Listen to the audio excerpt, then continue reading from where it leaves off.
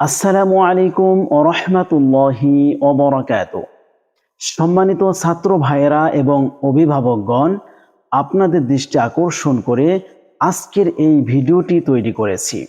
আজকে আমরা জানব কি কারণে আপনার সন্তান মাদ্রাসায় পড়াশোনা করতে চায় না, কেন আপনার সন্তানের প্রতিদিন কমপক্ষে 1 পৃষ্ঠা সবক মুখস্থ হয় না।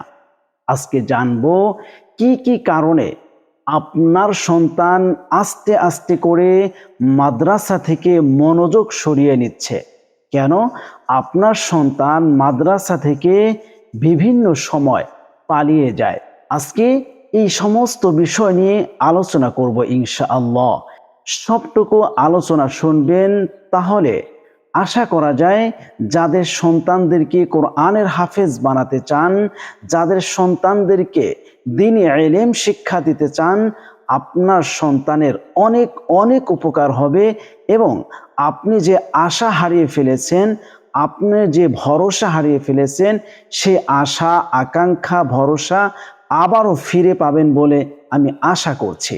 সর্বপ্রথম যখন আমাদের সন্তানদেরকে মাদ্রাসায় দেওয়া হয়, তখন সর্বপ্রথম আমাদের নিয়তকে খালেজ করে নিতে হবে।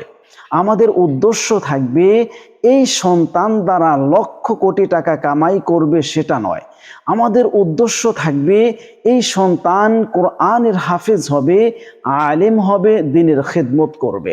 আর যারা পড়াশোনা করতে যাও, যারা ছাত্র ভাইরা রয়েছে, তাদেরকে বলছি, প্রথমে সর্বপ্রথম তোমার নিয়তকে খালেজ করো, দ্বীনি ইলম শিক্ষা করো একমাত্র আল্লাহ রব্বুল আলামিনের সন্তুষ্টি অর্জনের জন্য এবং দ্বীন ও ইসলামের খেদমত করার জন্য।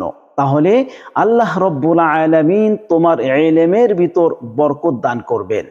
আজকে 10টি বিষয় আলোচনা করব, যেগুলো বড় বড় হাফেজ এবং আন্তর্জাতিক মানের কারি, যারা কোরআন বিশেষজ্ঞ, যারা মাদ্রাসা নিয়ে ঘাটাঘাটি করে, যারা বড় বড় মাদ্রাসা পরিচালনা করে, যারা আন্তর্জাতিক মানের হাফেজ তৈরি করে, তাদের 10টি পরামর্শ আপনাদের সাথে আলোচনা করার চেষ্টা করব। আজকের ভিডিও খুবই ইম্পর্টেন্ট, খুব খেয়াল করে শুনতে হবে। 2 নম্বরে যদি আমরা যাই, তাহলে আমরা দেখতে পাই একটা ছাত্র কোরআন পড়ছে, ওই ছাত্রটি নাজেরা যদি সুন্দরভাবে না পড়তে পারে, যখন সে নাজেরা সুন্দরভাবে পড়তে পারলো না, ওই অযোগ্য ছাত্রটাকে যদি হেফজ দেওয়া হয়, তাহলে সে কখনোই সুন্দরভাবে মুখস্থ করতে পারবে না। তার হেফজের ভিতরে প্রচুর পরিমাণে ভুল হবে, সে লাইনে লাইনে ভুল করবে, ওস্তাদরা তার উপর বিরক্ত হবে। এজন্য যখনই আপনার সন্তান হেফজ নিবে, এর আগে খুবই খেয়াল করবেন যে আপনার সন্তান কি সুন্দরভাবে পবিত্র কোরআনকে পড়তে পারে কিনা।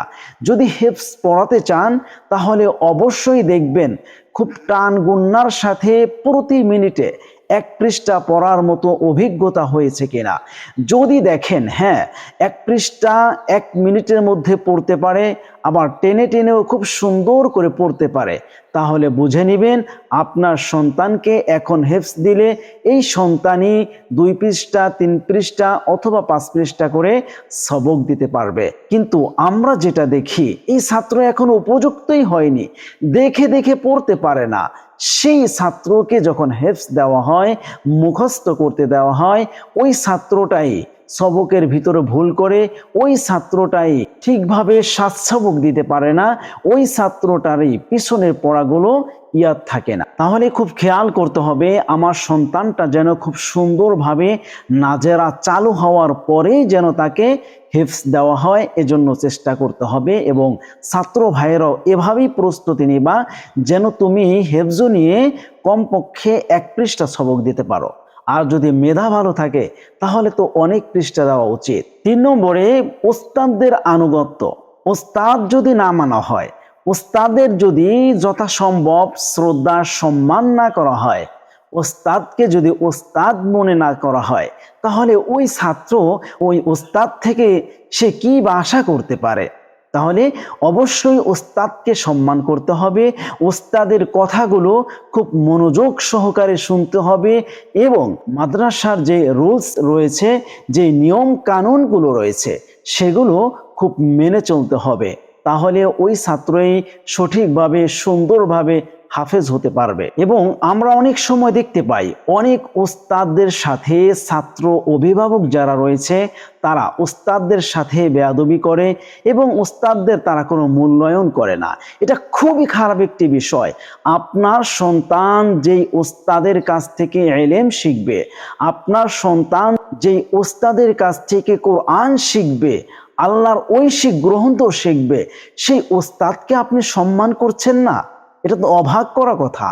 এজন্য অবশ্যই ছাত্রকেও ওস্তাদকে সম্মান করতে হবে এবং অভিভাবক যারা রয়েছেন তারাও চেষ্টা করবেন সব সময় ওস্তাদের সাথে, অর্থাৎ আপনার সন্তানের ওস্তাদের সাথে সুসম্পর্ক রাখতে, মোহাব্বত রাখতে এবং ভালোবাসা আদান প্রদান করতে। তাহলে আপনার সন্তানের প্রতি ওই ওস্তাদের ভালো দৃষ্টি থাকবে এবং আপনার সন্তান খুব দ্রুত পড়াশোনায় এগিয়ে যাবে ইনশাআল্লাহ। 4 নম্বর যেটি বলবো, অনেক ছাত্রদেরকে দেখা যায় ক্লাসে অনুপস্থিত থাকা। অনেক অভিভাবক এরকম রয়েছেন যারা আপনার সন্তানকে আপনি অনুপস্থিত থাকা কিছুই মনে করেন না। আপনি ভাবছেন আমার সন্তান, আমি মাদ্রাসা থেকে বাড়িতে নিয়ে আসবো কিনা মাদ্রাসায় রাখবো, এটা তো আমার ব্যাপার না। এটা আপনার অনেক বড় একটি ভুল। এ কারণে অনেক ছাত্রকে আমরা নষ্ট হতে দেখেছি, অনেক ছাত্রকে আমরা পথভ্রষ্ট হতে দেখেছি। এজন্য যথাসম্ভব চেষ্টা করবেন আপনার সন্তান বেসিক যে বন্ধগুলো থাকে মাদ্রাসায়, সেই বন্ধ ছাড়া যেন কখনোই ক্লাস মিস না করে, কখনোই ক্লাসে অনুপস্থিত না থাকে। তাহলে আপনার সন্তানের পড়াশোনায় অবশ্যই বরকত আসবে। তাই সব সময় খেয়াল করবেন বাড়িতে যত অনুষ্ঠান থাকুক, যে কোনো কারণে অকারণেই সন্তানকে মাদ্রাসা থেকে বাড়িতে ছুটি নিয়ে আসবেন না। সব সময় চেষ্টা করবেন যত কষ্ট হোক আপনার সন্তান যেন মাদ্রাসায় থাকে, মাদ্রাসার পরিবেশে থাকে, তাহলে আপনার সন্তানের পড়াশোনায় বরকত আসবে ইনশাআল্লাহ। 5 নম্বরে অনেক ছাত্র ভাইদেরকে দেখা যায় যারা ভালো ছাত্র, যারা মেধাবী ছাত্র, ওই ছাত্রদের মেধা নিয়ে তারা হিংসা করে। হ্যাঁ, যদি হিংসা করা হয় তাহলে যেন ওই ছাত্র থেকে সে ভালো পড়াশোনা করে। যেমন ধরুন একজন ছাত্র 2 পৃষ্ঠা সবক দেয়, আর একজন ছাত্র দেখে হিংসা লাগতেই পারে। যখন হিংসা লাগবে ওই ছাত্রের উচিত হলো সে যেহেতু 2 পৃষ্ঠা দেয় আমি 3 পৃষ্ঠা সবক দেব, প্রতিযোগিতা করবে, তাহলে হবে সেটা সঠিক।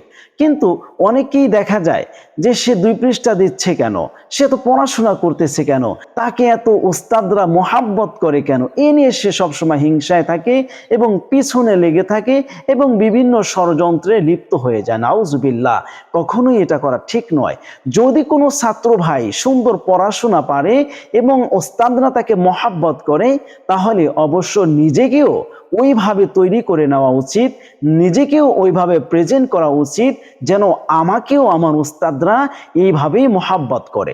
6 নম্বরে আমরা যে বিষয়টি খেয়াল করব, আমার সন্তানকে যেই মাদ্রাসায় দিলাম অথবা আমি যেই মাদ্রাসায় ভর্তি হলাম, এখানে আদর্শবান শিক্ষক রয়েছে কিনা, এখানে যেই শিক্ষকের কাছে, যে ওস্তাদের কাছে আমি পড়াশোনা করব, সেই ওস্তাদের পড়াশোনা কেমন, সেই ওস্তাদের যোগ্যতা কেমন, সেই ওস্তাদের চলাফেরা কেমন, আদর্শ কেমন, আদব কায়দা কেমন, আমল কেমন, এগুলোর একটা প্রভাব কিন্তু ছাত্রের উপর পড়ে, অবশ্যই পড়ে। এজন্য খেয়াল করতে হবে যেই প্রতিষ্ঠানে আমার সন্তানকে ভর্তি করলাম সেই প্রতিষ্ঠানের ওস্তাদ, প্রতিষ্ঠানের নিয়ম কানুন, সেই প্রতিষ্ঠানের পরিচালনা কেমন হওয়া উচিত এবং কেমন হচ্ছে, কিভাবে চলছে, সেদিকেও অভিভাবকদের অবশ্যই খেয়াল রাখা উচিত। যে ছাত্র প্রতিষ্ঠানের নিয়ম কানুন মানে না, যে ছাত্র ওস্তাদের নিয়ম কানুন মানে না, যে ছাত্র ওস্তাদকে মোহাব্বত করতে পারে না অন্তর থেকে, সেই ছাত্র সবসময় নষ্ট হয়ে যায়। আমরা দেখেছি মাদ্রাসার নিয়ম কানুন, মাদ্রাসার রুলস এবং সুশৃঙ্খল সবসময় বুঝিয়ে রাখা উচিত। সম্মানিত ভিউয়ার্স, প্রিয় ভাই বোনেরা, 9 এবং 10 নম্বর। এই 2 নম্বরে যে কথাগুলো বলবো খুবই গুরুত্বপূর্ণ, খুব খেয়াল করে শুনবেন। 9 নম্বর হচ্ছে, ছাত্র ভাইয়েরা, তোমরা যখন পড়াশোনাই করবা, আল্লাহ যেহেতু তোমাদেরকে মাদ্রাসায় কবুল করেছে, সেহেতু তোমাকে অবশ্যই একজন আদর্শবান, একজন দিনদার হওয়া উচিত, খোদাভীরুত হওয়া উচিত, আল্লাহর ভয় থাকা উচিত। যার ভিতরে আল্লাহ তাআলার ভয় থাকবে না, যার অন্তরে তাকওয়া থাকবে না, সে কিভাবে কোরআন শিখবে? যে মোবাইল ফোনে পর্নোগ্রাফি, নাচ গান, নাটক, সিনেমা দেখে সময় নষ্ট করে, ওই অপবিত্র অন্তরে কিভাবে আল্লাহর কোরআন বসবে? সে কিভাবে সবক পারবে? সে কিভাবে 7 সবক আমুকটা পারবে আর ভালো মানের হাফেজ হবে? এটা কখনোই আশা করা যায় না। তাহলে কি করতে হবে? অবশ্যই, যেহেতু পবিত্র কোরআন একটি পবিত্র জিনিস, সেহেতু আমার অন্তরকে, আমার হৃদয়কে পবিত্র রাখতে হবে, তাকওয়া অর্জন করতে হবে, সব সময় মহান রব্বুল আলামিনের ভয়ে অন্তরে জাগ্রত রাখতে হবে। তাহলে ওই অন্তরেই আল্লাহ রব্বুল আলামিন ইলমে নূর ঢেলে দিবেন। 10 নম্বরে, ছাত্র ভাইয়েরা খুব খেয়াল করে শুনবেন, এবং যারা আমার ভিডিও দেখছেন খুব খেয়াল করে শুনবেন।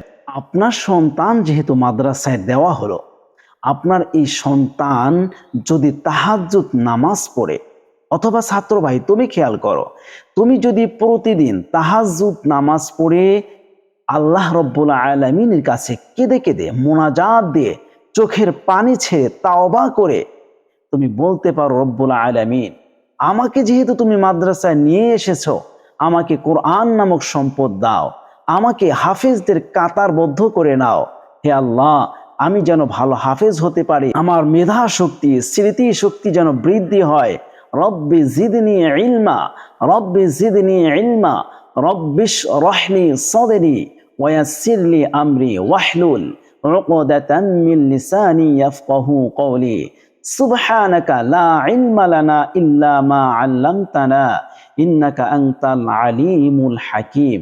এভাবে যদি আল্লাহ রব্বুল আলামিনের কাছে তাহাজ্জুদ নামাজ পড়ে প্রতিদিন কমপক্ষে 2 রাকাত হোক, 4 রাকাত হোক, যতটুকু সম্ভব প্রতিদিন যদি তাহাজ্জুদ নামাজ পড়ে আল্লাহ রব্বুল আলামিনের কাছে কেঁদে কেঁদে নিজের চাওয়া পাওয়াগুলো বলা যায়, আশা করা যায় ওই ছাত্র নৈরাশ হবে না, ওই ছাত্রর মাথায় ব্রেন শক্তি, স্মৃতি শক্তি শূন্য হবে না। ওই ছাত্রই পারবে সুন্দর হাফেজ হতে, ভালো মানের আলেম হতে, ভালো মানের মুফতি হতে এবং দিন ইসলামের খেদমত করতে। তাহলে অবশ্যই আজকের ভিডিও থেকে যদি আপনার একটু উপকার হয়ে থাকে, আপনি যদি নতুন হয়ে থাকেন, আমার চ্যানেলটিকে সাবস্ক্রাইব করুন, লাইক কমেন্ট করুন, এবং আর কি কি ভিডিও পেতে চান, কোন ধরনের ভিডিও আপনি দেখতে চান সে ব্যাপারে লিখুন। ইনশাআল্লাহ আমি চেষ্টা করব আপনাদের সুপরামর্শ দেওয়ার জন্য। আসসালামু আলাইকুম ওয়া রাহমাতুল্লাহি ওয়া বারাকাতুহু।